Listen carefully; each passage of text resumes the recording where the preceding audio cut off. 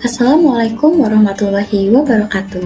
Perkenalkan, saya Nina Agustina, CGP Angkatan 6 Kota Cirebon, dengan fasilitator Bapak Yusuf Suheri dan pengajar praktik Ibu Rizky Amalia. Berikut adalah tugas 1.1.A.8 koneksi antar materi, kesimpulan dan refleksi modul 1.1 tentang filosofi pemikiran Ki Hajar Dewantara mengenai pendidikan. Ki Hajar Dewantara, sebagaimana kita ketahui, beliau adalah Bapak Pendidikan Indonesia yang mana dengan segenap pemikirannya dapat menggugah semangat dan pola pendidikan Indonesia menuju merdeka belajar. Nah, berikut adalah beberapa hal penting mengenai kesimpulan dan penjelasan pemikiran Ki Hajar Dewantara tentang pendidikan. Di antaranya, Ki Hajar Dewantara yang mengartikan pendidikan dan pengajaran dalam sebuah arti dan tujuannya, yang mana pendidikan itu bertujuan untuk menuntun terhadap segala kekuatan kodrat anak untuk mencapai keselamatan dan menjadi manusia seutuhnya. Sedangkan pengajaran diartikan sebagai proses dari pendidikan untuk memberikan ilmu atau berfaedah untuk kecakapan hidup anak secara lahir dan batin. Nah, di sini menurut Ki Hajar Dewantara, pendidikan dan pengajaran itu adalah usaha persiapan dan persediaan untuk segala kepentingan hidup manusia, baik dalam masyarakat maupun hidup berbudaya dalam arti seluas-luasnya.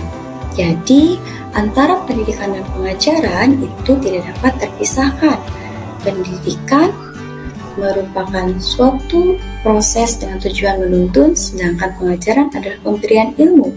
Nah, di sini berarti pengajaran adalah proses dari pendidikan untuk memanusiakan manusia atau untuk mengembangkan potensi murid agar menjadi manusia yang merdeka, yaitu manusia yang dapat bersandar pada kekuatan dirinya.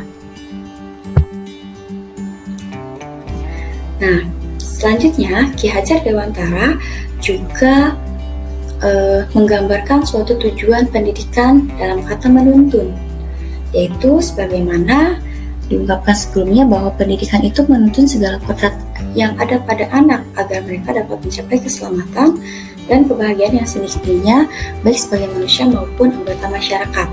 Jadi di sini anak terlahir dengan kodratnya masing-masing, anak bukanlah kertas kosong, sehingga pendidik itu mempunyai tugas untuk menuntun kodrat yang ada agar anak mencapai kebahagiaan atau mencapai suatu kedudukan yang lebih baik dari sebelumnya. Nah, selanjutnya pendidikan dengan tujuan menuntun ini diibaratkan oleh Ki Hajar Dewantara yaitu sebagai petani dan sebagai biji, di mana di sini pendidiklah sebagai seorang petaninya atau tukang kebunnya, dan anak-anaklah sebagai biji atau benih yang ditanamnya. Seumpama biji itu adalah biji padi, maka apabila biji tersebut ditanam di tanah yang subur, air, dan sinar matahari yang cukup dengan perawatan bapak petani, maka meskipun biji tersebut tidak berkualitas, insya Allah biji tersebut akan tumbuh sebagai tanaman padi yang berkualitas baik. Nah, selanjutnya, pendidikan juga harus sesuai dengan kodrat alam dan kodrat zaman. Kodrat alam mengartikan bahwa pendidikan itu harus sesuai dengan lingkungan tempat si anak itu tinggal. Karena tidak mungkin daerah A dengan daerah B itu sama. Jadi di sini pendidikan haruslah menyesuaikan dengan keadaan lingkungan tersebut. Dan kodrat zaman berarti pendidikan haruslah menyelaraskan dengan keadaan zaman. Seperti halnya di zaman sekarang ini, yang mana tuntutan akan kemampuan iptek serta kemampuan abad 21 itu sangat diperlukan oleh anak. Maka pendidikan haruslah bisa mengembangkan anak untuk dapat memiliki kompetensi tersebut. Nah, selanjutnya, menurut Ki Hajar Dewantara, pendidikan juga haruslah berpusat pada murid, sebagaimana pada asas sama siswa, yaitu bebas dari segala ikatan, dengan suci hati mendekati anak, bukan untuk meminta suatu hak, melainkan untuk berhamba pada sang anak. Di sini diartikan bahwa pendidikan itu haruslah memprioritaskan murid, ya sesuai dengan kebutuhannya, potensinya, agar hasil dari pendidikan itu dapat dirasakan manfaatnya oleh anak kelak. Nah, di sini berlaku juga sebagai student center, ya Bapak Ibu guru, bukan sebagai teacher center. Dan pendidikan haruslah mengembangkan budi pekerti. Budi berarti pikiran, perasaan, kehendak ataupun kemauan, sedangkan pekerti adalah tenaga. Sehingga di sini pendidikan diharapkan mampu menyeimbangkan antara cipta, karsa, ya maupun karya yang ada pada anak, yang mana pada ujungnya diharapkan dengan pendidikan ini anak mampu mengontrol dirinya ketika dia berucap, ya ataupun bertindak ataupun berperilaku dalam kehidupannya dengan antar sesama maupun dengan lingkungan dan budayanya. Nah, selanjutnya pendidikan juga harus menyajikan pembelajaran yang menyenangkan, yang mana di sini sesuai dengan kodrat dan dunia anak yang masih dalam tahap bermain, ya khususnya di pendidikan dasar.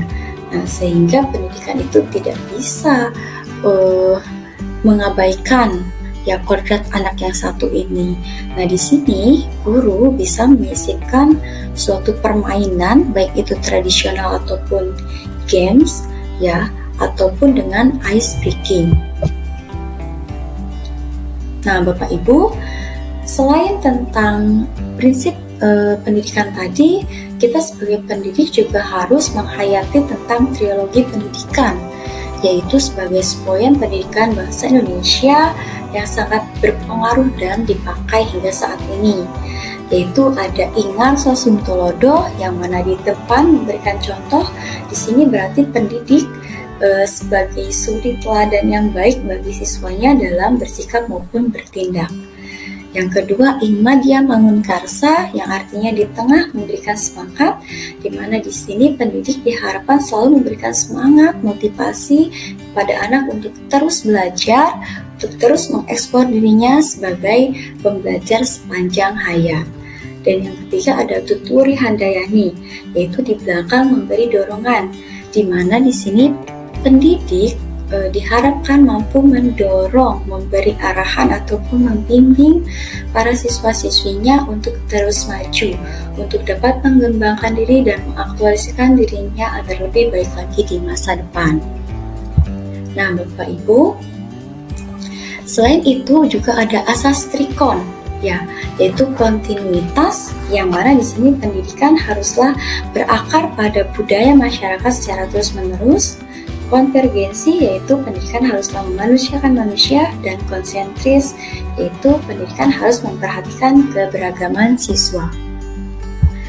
Nah, itulah beberapa kesimpulan dan penjelasan tentang pemikiran Ki Hajar Dewantara. Selanjutnya, saya akan merefleksi tentang pengetahuan dan pengalaman baru saya setelah saya mempelajari modul 1.1 ini dengan 3 pertanyaan pemantik.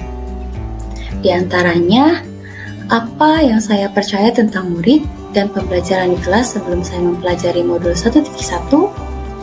Lalu, apa yang berubah dari pemikiran atau perilaku saya setelah mempelajari modul ini?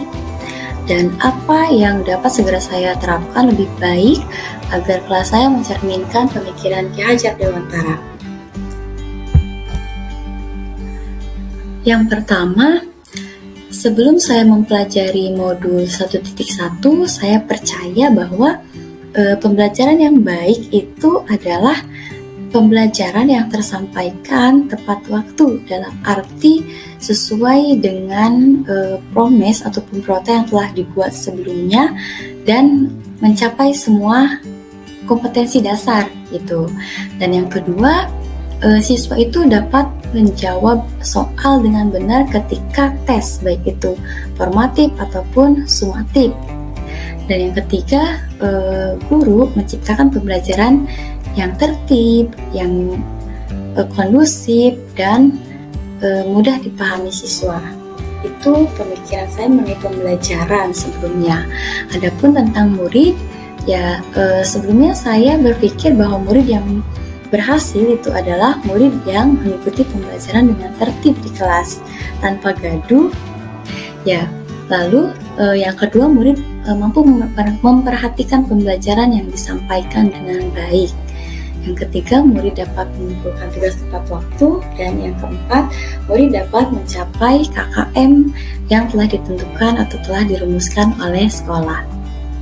Nah, tapi pemikiran itu ada beberapa yang berubah setelah saya mempelajari modul 1.1 ini. Yang pertama yaitu kedudukan saya sebagai guru, yaitu menurut saya guru itu harus lebih bersifat among dengan menerapkan atau menghayati tadi semboyan pendidikan Indonesia, trilogi pendidikan Indonesia dalam melaksanakan tugasnya di sekolah. Di sini penting sekali karena guru itu memang benar apa kata pepatah, diguguk dan ditiru. Sehingga di sini selain sebagai memfasilitasi, guru juga harus menuntun dengan semboyan Ki Hajar Dewantara tadi. Selanjutnya, siswa diletakkan sebagai subjek, dalam artian siswa harus lebih aktif daripada guru. Karena di sini pendidikan adalah mengembangkan siswa. Dengan segala potensinya yang ada, siswa bukanlah kertas kosong. Lalu, saya harus merancang pembelajaran yang berpusat pada siswa. Di sini persiapan atau perancangan pembelajaran sangat diperlukan karena dengan adanya suatu rencana, maka pembelajaran itu akan terkonsep bagi saya. Nah, selanjutnya saya juga harus menghargai setiap karakter siswa. Tidak bisa saya menyamaratakan atau menyimpulkan dari sebagian karakter siswa di kelas saya, lalu saya menerapkan suatu pembelajaran agar mereka mengikuti perintah ataupun arahan dari saya.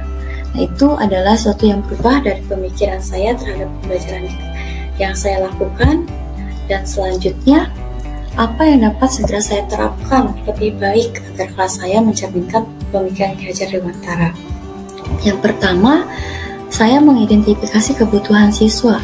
Dalam hal ini, direlevankan dengan tujuan pembelajaran dan manfaat pembelajaran itu bagi siswa, bagi kehidupannya. Ya, yang selanjutnya, setelah saya mengidentifikasi kebutuhan tersebut, saya merencanakan suatu pembelajaran yang dimana di sini saya berusaha mencerminkan pemikiran Ki Hajar Dewantara dengan pembelajaran yang menyenangkan, berpusat pada siswa, dan mengembangkan zaman. Lalu setelah itu, setelah ada rencana, saya mempersiapkan proses pembelajaran tersebut dari media ataupun secara kelas, tempat duduk, karena menurut saya persiapan ini sangat penting sekali untuk menunjang terlaksananya perencanaan yang telah dibuat. Dan selanjutnya adalah pelaksanaan. Nah, dalam pelaksanaan saya melaksanakan sebaik mungkin rencana yang telah disiapkan. Seperti itu kesimpulan dan refleksi dari modul 1 dari saya. Mohon maaf apabila ada kekurangan. Saran dan masukan sangat penting bagi saya untuk kompetensi saya ke depannya. Terima kasih atas segala perhatiannya. Assalamualaikum warahmatullahi wabarakatuh. Salam guru penggerak.